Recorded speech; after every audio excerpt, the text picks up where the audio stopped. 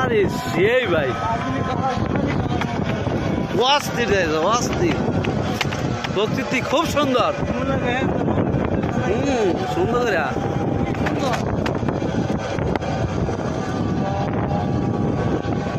এই সাইড খালি ভালোই লাগতেছে, তো এই সব সাইড দেখতে খালি ভালোই লাগতেছে।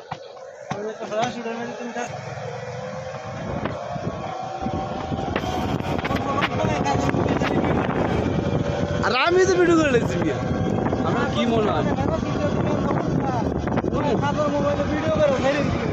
আরে সুন্দর সুন্দর